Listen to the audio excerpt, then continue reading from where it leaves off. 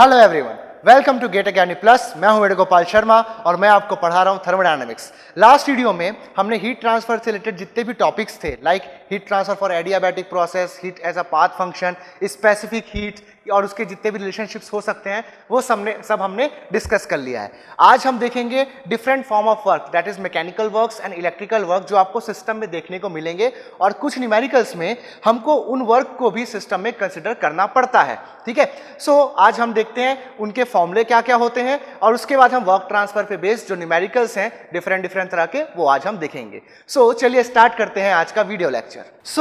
जो thermodynamic system होता है उसमें पीडी वर्क के अलावा जो और भी डिफरेंट टाइप ऑफ वर्क हो सकते हैं। ठीक है, तो वो जो डिफरेंट टाइप ऑफ वर्क है उसको हम यहाँ पर डिस्कस करेंगे। जो मेजरली हम लोगों को डील करने हैं न्यूमेरिकल प्रॉब्लम से, हम उनके यहाँ पर डिस्कशन कर रहे हैं। और भी कई सारे वर्क के फॉर्म्स होंगे जो हमारे कंसेप्ट के हिसाब से, हमारे जो स्कोप है सब्जेक्ट का उसके हिसाब से उतनी इंपॉर्टेंस नहीं रखते, उतना रेलेवेंस नहीं रखते। तो जो वर्क ट्रांसफर्स, ठीक है, अदर देन दी पीडी वर्क, जो हमारे सब्जेक्ट में रेलेवेंस रखते हैं, उनकी मैं यहाँ पर आपके साथ डिस्कशन करने वाला हूँ। तो हम देखेंगे यहाँ पर इलेक्ट्रिकल वर्क, ठीक है, shaft work, stirring work, work done due to change in surface area of a film and work done in stretching a wire. तो स्टार्ट करते हैं हम हमारा discussion with the electrical work. किसी इलेक्ट्रिक फील्ड में, ठीक है, किसी इलेक्ट्रिक फील्ड में जो चार्ज होते हैं, ठीक है, चार्ज को मैं अगर सी से रिप्रेजेंट करूं तो चार्ज की यूनिट होती है कूलॉम्स, ठीक है, कूलॉम्स।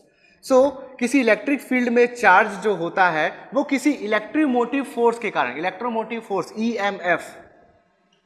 ईएमएफ, तो किसी इलेक्ट्रोमोटिव फोर्स के कारण जो चार्ज होता है वो किसी इलेक्ट्रिक फील्ड में ट्रेवल करता है। और जब ये इलेक्ट्रोमोटिव फोर्स के कारण जब ये चार्ज ट्रेवल करता है तो हमको मिलता है वर्क। ठीक है, तो अगर किसी इलेक्ट्रिक फील्ड में potential difference V, that is the voltage, है ना, V अगर उसका पोटेंशियल डिफरेंस या वोल्टेज डिफरेंस है, तो और उस केस में अगर C चार्ज उस वोल्टेज के अंदर अगर ट्रेवल कर रहा है तो हमको वर्क मिलेगा V into C, where C is the number, C is the charge, ठीक है, C is the charge which is travelling in the electric field and V is the voltage difference across the electric field. हम जानते हैं what is voltage difference. Voltage क्या होता है, किसी charge particle को किसी इलेक्ट्रिक फील्ड में एक पॉइंट से दूसरे पॉइंट तक ट्रेवल कराने के लिए जितना हमको वर्क करना पड़ता है, that is the voltage. Okay, so voltage into the charge, that is in Coulomb, gives us the work. अब हम जानते हैं करंट क्या होता है,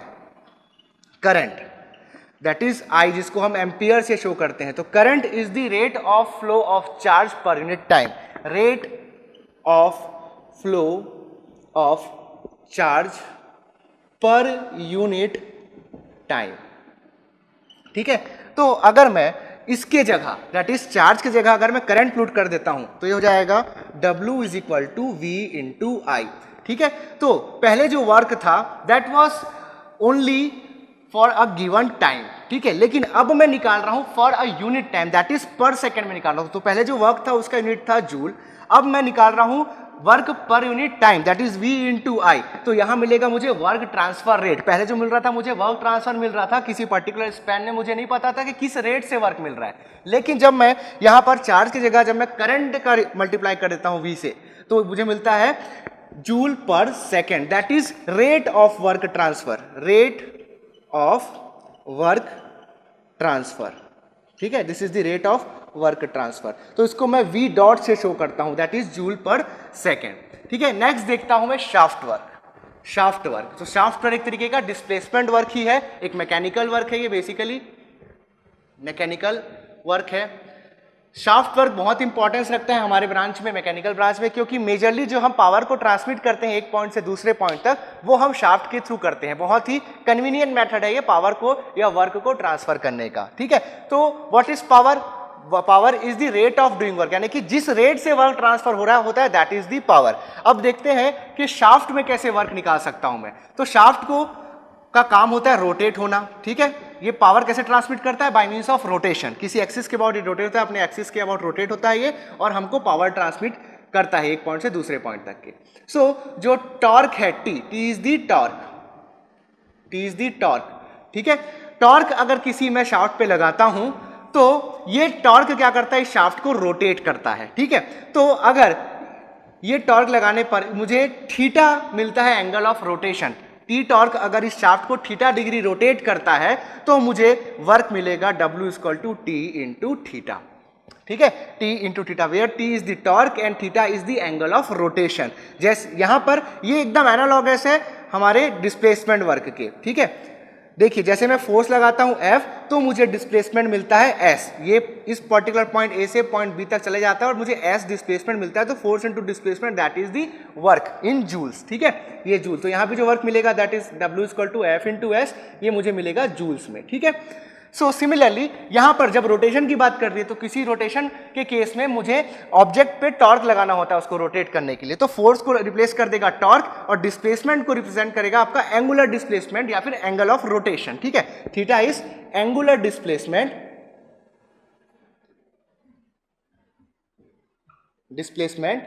और इसको मैं एंगल ऑफ रोटेशन भी बोल सकता हूं, ठीक है। नाउ अगर मुझे पावर चाहिए होगा तो पावर क्या होगा, रेट ऑफ डूइंग वर्क, तो किस रेट से ये डिस्प्लेसमेंट मुझे मिल रहा है, तो यहां पर अगर थीटा की जगह मैं डाल दूं क्या, ओमेगा।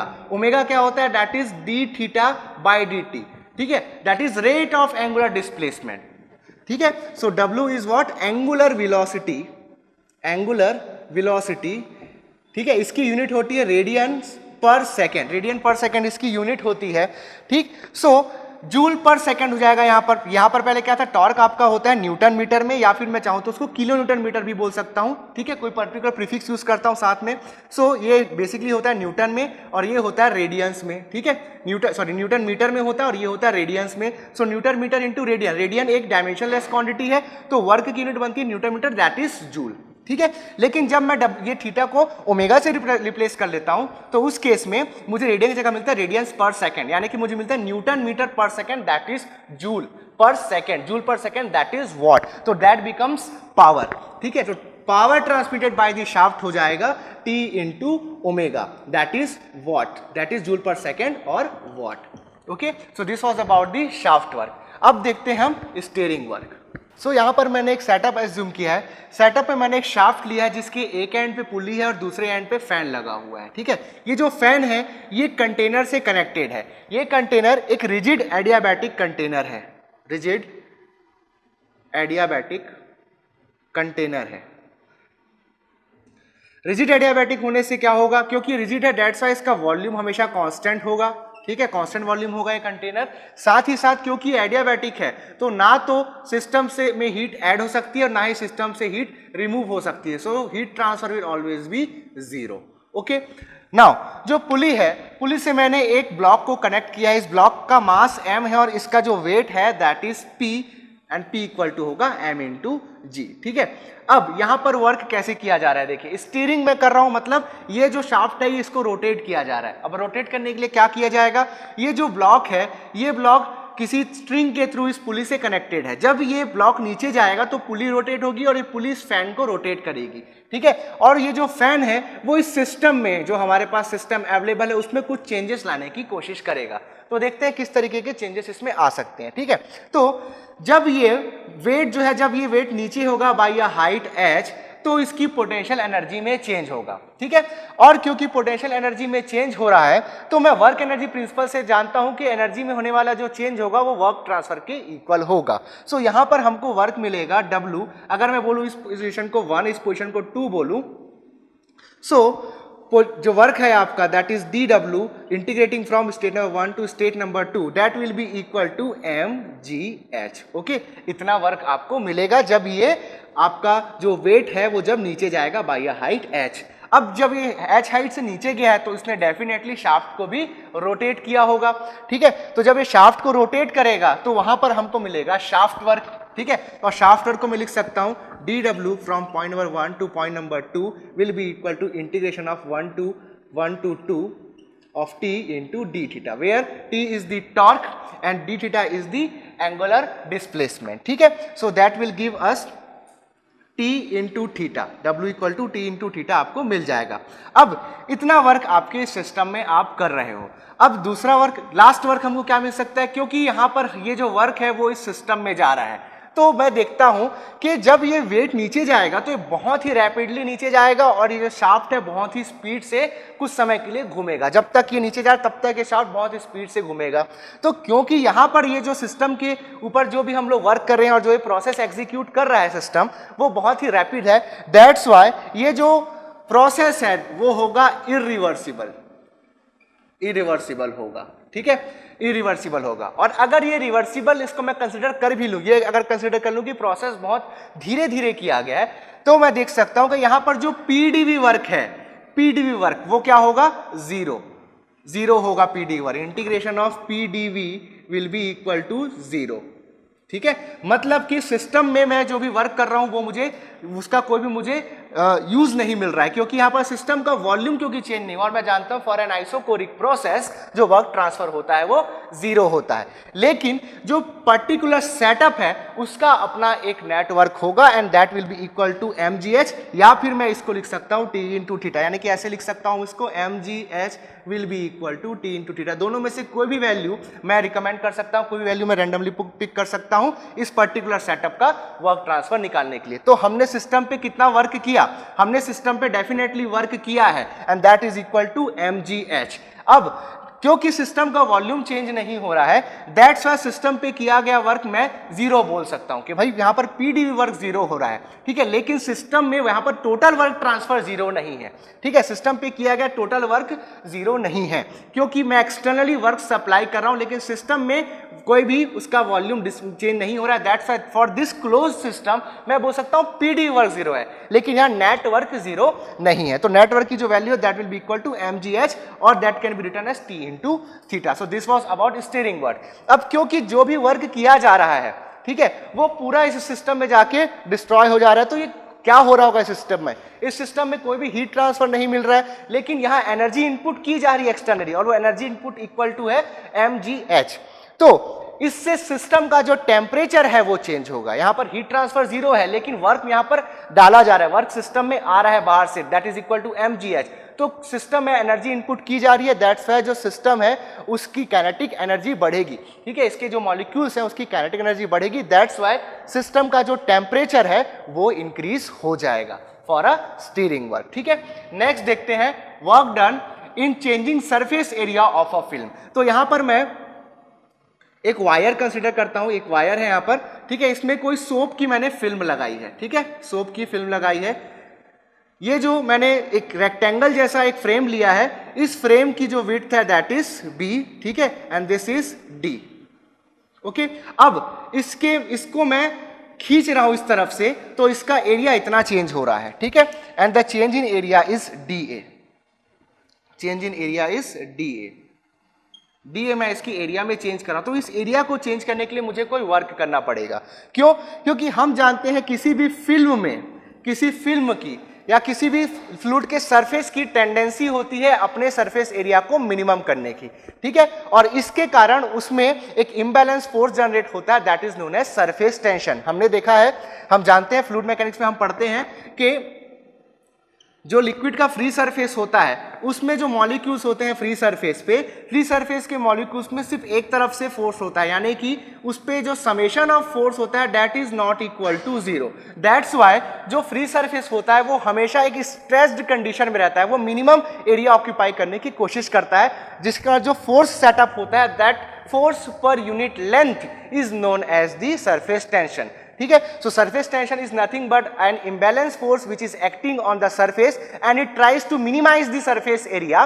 ठीक है, and it is given as force per unit length. इसको हम सरफेस टेंशन के नाम से आते हैं, इसको सिग्मा से डिनोट करते हैं। ठीक है, तो इसमें जो सरफेस टेंशन है दैट इज सिग्मा, इसके अगेंस्ट मेरे को इक्वल फोर्स आपको लगाना पड़ेगा, फोर्स पर यूनिट लेंथ लगाना पड़ेगा, दैट इज सिग्मा, तब जाकर के इसका जो एरिया है वो इंक्रीज होगा by a small value dA।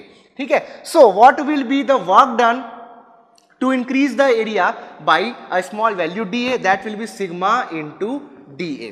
ठीक है, सिग्मा इंटू dA। अब अगर मैं इसकी वैल्यू a तक चेंज करना चाहूं, so from A1 to to A2 मैंने जो एरिया चेंज किया, ठीक है, इसके पीछे मुझे वर्क करना पड़ा, so that is known as work done to increase the surface area of a film. इसको हम लोग सरफेस एनर्जी भी बोलते हैं, ठीक है।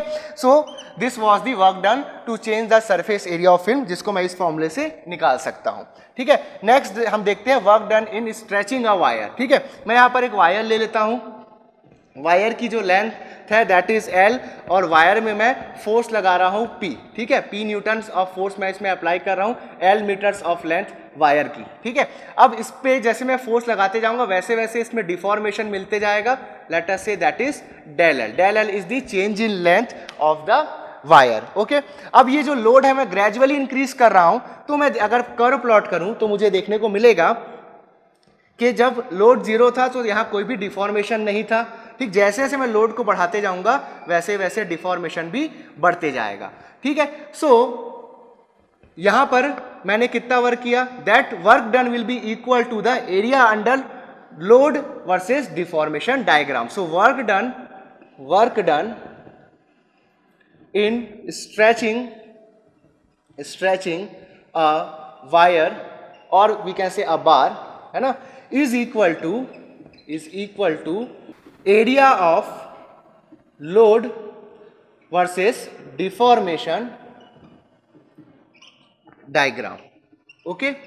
तो यहां से वर्क हो जाएगा आपका half P into del L। अगर मैंने P फोर्स लगा करके अगर मैंने इसकी लेंथ को del L चेंज किया, so work done will be equal to half P into del। So this is the work done in stretching a wire. तो इतने तरह के हम वर्क का यूज करेंगे in thermodynamics and solving the problem based on work transfers. तो चलिए देखते हैं एक न्यूमेरिकल क्वेश्चन है हमारे पास। A mass of gas is compressed in a quasi static process that is almost reversible, ठीक है, from 80 kilo pascal 0.1 meter cube to 0.4 mega pascal 0.03 meter cube. Assume pressure and volumes are related as PV raised to power n equal to constant. Find the work done. तो question में आपको यहाँ पर work done पूछ रहा है, ठीक है। अब वर्क डन निकालने के लिए हमको सबसे पहले क्या जरूरी है, सबसे पहले ये जरूरी, किसी भी न्यूमेरिकल में इररेस्पेक्टिव ऑफ एनी प्रॉब्लम, सबसे पहले आपको ये देखना है कि जो पर्टिकुलर न्यूमेरिकल है वो किस प्रोसेस की बात कर रहा है, वहां पर जो प्रोसेस लिया जा रहा है वो कौन सा है, ठीक है। तो इस पर्टिकुलर प्रोसेस में देख सकता हूं मुझे रिलेशन दिया है पीवी और वी के बीच में, that is PV raised to power n is equal to constant, यानी कि जो प्रोसेस है that is a polytropic process की यहां पर बात की जा रही है, ठीक है। पॉलीट्रॉपिक प्रोसेस में वर्क डन मैं जानता हूं, वर्क डन होता है W is equal to P1 V1 minus P2 V2 divided by n minus 1, है ना। तो ये पॉलीट्रॉपिक प्रोसेस अगर स्टेट नंबर 1 से 2 के बीच हो रहा होगा तो उस पर्टिकुलर केस में जो वर्क ट्रांसफर होगा उसका फॉर्मूला ये होता है, ये हम जानते हैं, ठीक है। तो अगर इस न्यूमेरिकल को सॉल्व करना है तो सबसे पहले देखता हूं क्या मेरे पास जितने भी डेटाज यहां पर अवेलेबल है वर्क ट्रांसफर निकालने के लिए, क्या सभी अवेलेबल है। सो लेट अस से इनिशियल स्टेट नंबर 1 है, फाइनल स्टेट आपका स्टेट नंबर 2 है।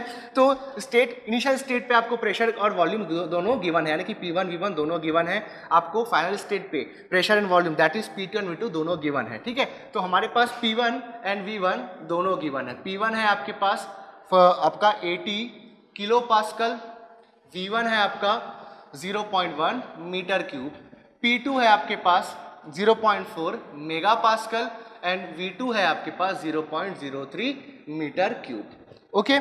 सो अब इस फॉर्मूले को अगर देखें वर्क डन का, तो वर्क डन के फॉर्मूले जो पॉलीट्रॉपिक इंडेक्स है वो मेरे पास नहीं है। तो सबसे अगर मैं ये चाहता हूं इस न्यूमेरिकल को सॉल्व करना, तो उस केस में सबसे पहले मुझे पॉलीट्रॉपिक इंडेक्स की वैल्यू फाइंड आउट करनी पड़ेगी, ठीक है। और पॉलीट्रॉपिक इंडेक्स का जो फॉर्मूला होता है वो मैं जानता हूं, n इज इक्वल टू होता है ln P1 by P2 upon ln V2 by V1, ठीक है। ये जो फॉर्मूला होता है that is the formula for polytropic index, ठीक है। किसी भी पर्टिकुलर प्रोसेस में अगर मुझे इनिशियल एंड फाइनल स्टेट्स पे that is state number 1 and 2 पे अगर मुझे प्रेशर एंड वॉल्यूम्स मालूम है तो इस फॉर्मूले का यूज करते हुए पॉलीट्रॉपिक इंडेक्स कैलकुलेट कर सकता हूं, ठीक है। सो अब नेक्स्ट चीज का क्या आपको ध्यान रखना है, देखिए क्वेश्चन में जैसे यहां पर मुझसे फाइंड वर्क डन बोल दिया है, वर्क डन निकालने बोला है। गेट के एग्जाम से जब इस तरह के क्वेश्चन आते हैं वर्क डन निकालने का, ये काफी सिंपल क्वेश्चन है, क्वेश्चंस और कॉम्प्लिकेटेड भी होते हैं इससे, ठीक है। तो वहां पर जब आपको क्वेश्चन पूछता है वर्क डन का, तो आपको जब न्यूमेरिकल आंसर क्वेश्चन होते हैं जहां पर आपको directly numerical values of answer आपको पुट करनी होती है, आपके पास कोई ऑप्शन नहीं होता है, उस केस में आपको वहां ध्यान रखना है कि आपको वर्क किस यूनिट में पूछा है, ठीक है। तो उस हिसाब से जिस यूनिट में आपको वर्क पूछा है उस हिसाब से आपको सारे जो गिवन डेटा है उसको कन्वर्ट करना होगा। लेट अस से हम वर्क निकालेंगे किलो जूल में, ठीक है। तो किलो जूल का मतलब क्या होता है, किलो न्यूटन मीटर, यानी न्यूटन के आगे जो प्रीफिक्स होना चाहिए दैट शुड बी किलो। यहां पर देखते हैं प्रेशर की यूनिट आपकी किलो पास्कल में है, दैट इज किलो न्यूटन पर मीटर स्क्वायर, तो ये तो करेक्ट है। यहां पर प्रेशर की बात करता हूं जब 0.4 मेगा पास्कल की, तो यहां पर प्रीफिक्स मेगा न्यूटन है, ठीक है। तो इसको मुझे कन्वर्ट करना पड़ेगा किलो न्यूटन में, ठीक है, for dimensional homogeneity. So P2 will be 400 kilo pascals, ठीक है। अब जब मैं इसको सॉल्व करूंगा इन वैल्यूज का यूज करते हुए, तो मुझे वर्क मिलेगा किलो जूल में। तो इस तरह से आपको यूनिट कन्वर्जन का स्पेशल केयर करना है जब आप न्यूमेरिकल्स सॉल्व कर रहे होंगे। तो चलिए सबसे पहले हम निकालते हैं हमारा पॉलीट्रॉपिक इंडेक्स, ठीक है। पॉलीट्रॉपिक इंडेक्स निकालने के लिए simple n equal to ln P1 की वैल्यू है that is 80 upon P2 that is 400 upon ln V2 that is 0.03 upon V1 that is 0.1। Solve करता हूं मैं तो n आ रहा है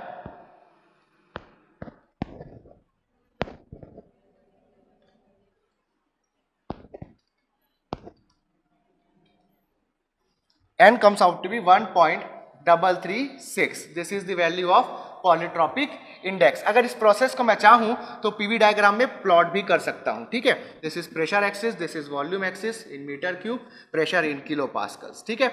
स्टेट नंबर 1 पे देख रहा हूं मैं प्रेशर और वॉल्यूम कम है, और स्टेट नंबर 2 पे प्रेशर एंड वॉल्यूम जो है वो ज्यादा है, ठीक है। सो ये हो जाएगा प्रेशर 80 किलो पास्कल, वॉल्यूम ज्यादा है that is 0.1 meter cube. So this will be our state number 1 and this will be our state number 2 that is 400 kilo pascal and 0.03 meter cube. So this is state number 1 and 2 and this will be our polytropic process. PV raise to power n की value है 1.336 is equal to constant, ठीक है। तो इस process के through हम लोगों को ये वर्क ट्रांसफर मिलेगा, और ये जो प्रोसेस है that is a compression process, ठीक। अब यहाँ पर हम लोग जब वर्क ट्रांसफर निकालते हैं किसी भी कंप्रेशन प्रोसेस के लिए तो नेगेटिव आता है।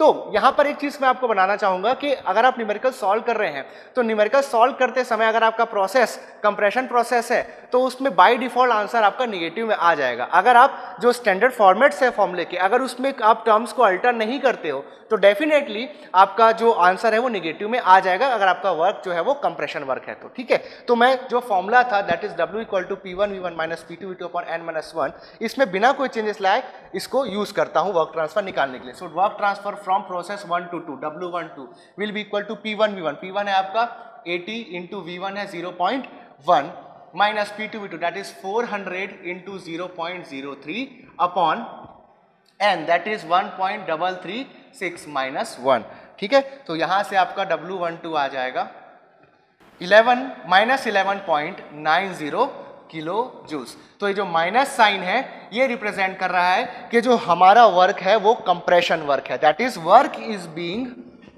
Is being done on the system, ठीक है। तो कभी भी हम लोगों को ये चीज नहीं करनी है कि अगर मुझे पता चल गया कि प्रोसेस आपका कंप्रेशन प्रोसेस है तो कंप्रेशन प्रोसेस में जो स्टैंडर्ड फॉर्मेट्स हमारे फॉर्मूले के अगर आप उनको चेंज कर देते हो तो हो सकता है at the end of numerical problem आप कोई गलत स्टेटमेंट कंक्लूड कर लो, ठीक है। तो जब भी हम न्यूमेरिकल्स में हम लोग फॉर्मूले यूज करेंगे तो हमारा ये अप्रोच होना चाहिए कि जो स्टैंडर्ड फॉर्मेट्स है हम उसी में रखें। अगर ये एक्सपांशन वर्क होगा दैट इज आपको सिस्टम से वर्क मिल रहा होगा तो आंसर आपका डेफिनेटली पॉजिटिव आएगा, अगर ये कंप्रेशन वर्क होगा तो डेफिनेटली आपका आंसर नेगेटिव आएगा, ठीक है। चलिए देखते हैं अब नेक्स्ट प्रॉब्लम। हमारे पास अब क्वेश्चन है अ fluid in a horizontal cylinder fitted with a frictionless leak proof piston is continuously agitated by means of a motor of a stirrer passing through the cylinder cover, ठीक है। The cylinder diameter is 0.4 meter during the stirring process lasting for 10 minutes. The piston slowly moves out a distance of 0.485 meters against the atmosphere. The net work done by the fluid during the process is 2 kilojoules. The speed of electric motor driving the stirrer is 840 rpm. Determine the torque in shaft and the power of motor. तो question में यहां पर आपको एक horizontal cylinder given है, ठीक है। इस हॉरिजॉन्टल सिलेंडर का जो डायमीटर है that is 0.4 meters. Okay, 0.4 meter is the diameter of cylinder. Now piston किसी पर्टिकुलर पोजीशन पे रहा होगा, ठीक है, एट द बिगिनिंग। ओके, इस पर मैंने एक मोटर के थ्रू एक फैन लगाया, that is a stirrer. Okay, ये स्टीयरर है, दैट इज अ स्टीयरर। ये कनेक्ट किया मैंने with help of a electric motor, ठीक, दिस इज अ मोटर। तो इस इलेक्ट्रिक मोटर ने कुछ इस पे वर्क किया, ठीक, और उसके बाद ये जो सिस्टम है ये डिस्प्लेस हुआ, ठीक, अगेंस्ट द एटमॉस्फेरिक प्रेशर, ठीक, इस पे कांस्टेंट प्रेशर लग रहा है, that is P atmosphere.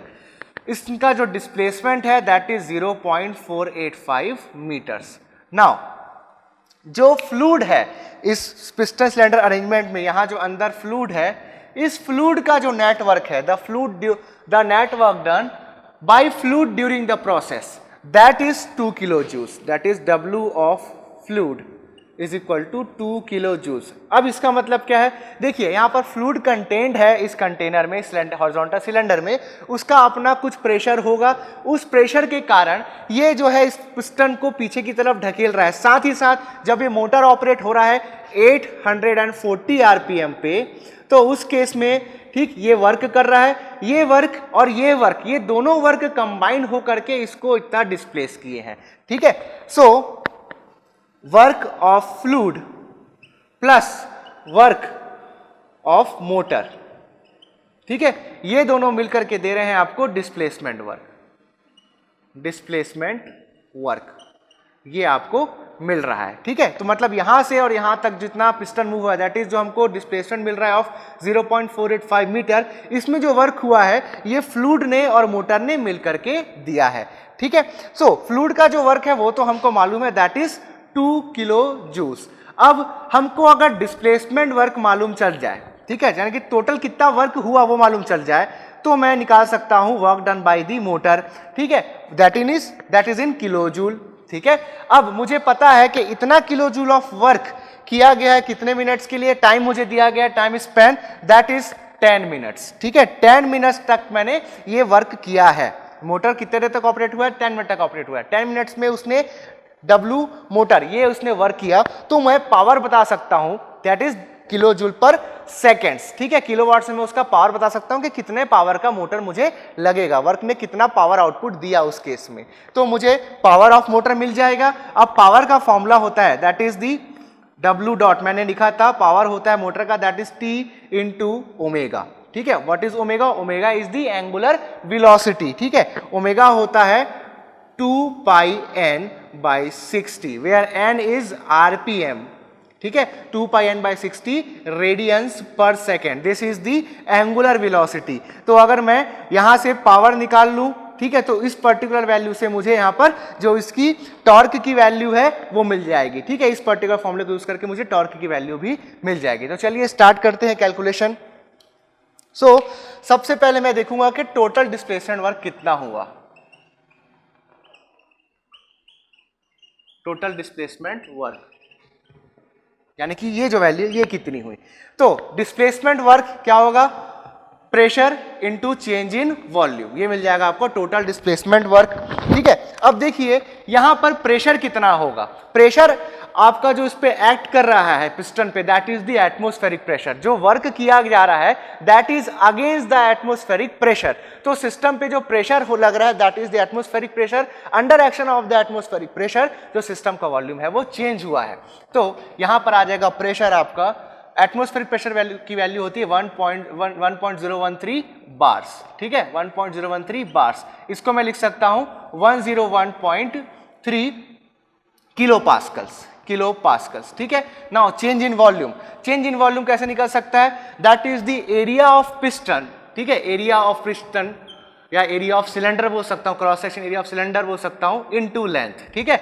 So area हो जाएगा pi by 4 D square, D that is diameter, diameter question में गिवन है 0.4, तो that is 0.4 square into displacement length that is 0.0485, ठीक है, so this will be the displacement volume. तो यहां से मुझे वर्क मिल जाएगा इन किलो जूल्स, तो ये हो जाएगा, सो वर्क आ रहा है आपका 6.174 किलो जूल्स, इतना हमको टोटल डिस्प्लेसमेंट वर्क मिल रहा है।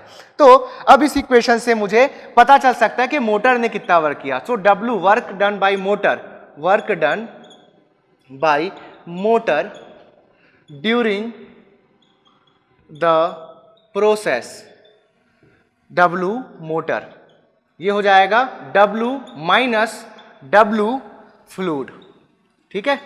सो दैट इज 6.174 माइनस 2, तो ये जाएगा 4.174 किलो जूल्स। तो इतना वर्क जो है वो मोटर ने किया, ठीक है। अब मुझे चाहिए power, that is rate of doing work, power of motor, power of motor ये पूछा है, ठीक है। सो that is rate of doing work, rate of doing work.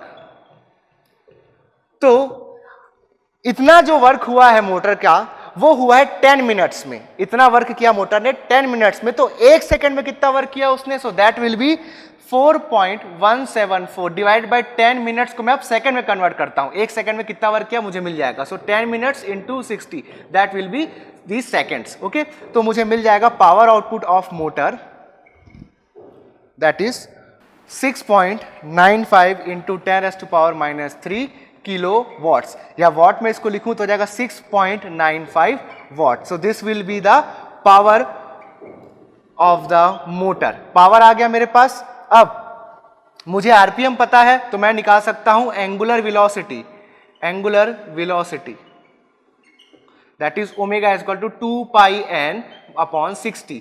तो ये हो रहा है आपका 2 इंटू पाई इंटू एन है आपका RPM that is 840 divide by 60। तो यहां से वेलोसिटी आ रही है angular velocity that is omega equal to 87.96 radians per second. तो अब मैं निकाल सकता हूं torque of motor, torque of motor, torque of motor आ जाएगा T that will be power upon angular velocity omega, P by omega. So torque यहां से आ जाएगा 8.95 डिवाइडेड बाई 87.96। ओके, सॉल्व करता हूं, टॉर्क की वैल्यू बताता हूं आपको।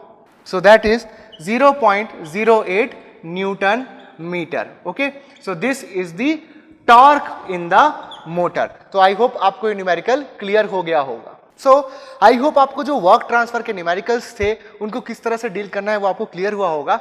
वर्क ट्रांसफर के बेस पे जो भी और आगे फ्यूचर में प्रॉब्लम आएंगे, ठीक है, या और जो डिफरेंट तरह के प्रॉब्लम आएंगे वो with help of first law solve होता है। तो वर्क और हीट ट्रांसफर से रिलेटेड और न्यूमेरिकल्स हम देखेंगे जब हम फर्स्ट लॉ पढ़ लेंगे, ठीक है। फर्स्ट लॉ हम 2 पार्ट्स में पढ़ेंगे, first law for a close system and first law for a open system, ठीक है। सो आई होप आपको आज सारी चीजें क्लियर हुई होंगी। अगर आपको आज के वीडियो से रिलेटेड कोई भी डाउट है तो आप नीचे कमेंट सेक्शन पे अपने डाउट्स डाल सकते हैं। हम कोशिश करेंगे कि आपके सारे डाउट्स का मीन टाइम में रिस्पॉन्स कर सकें। अगर आप हमारा ये वीडियो पहली बार देख रहे हैं तो हमारे चैनल को सब्सक्राइब करना ना भूलिए और नीचे बने बेल आइकन को जरूर दबाइए ताकि हमारे लेटेस्ट नोटिफिकेशंस आपको टाइम टू टाइम मिलते रहें। मेरे और मेरे गेट अकेडमी प्लस टीम की तरफ से आप सभी को थैंक यू।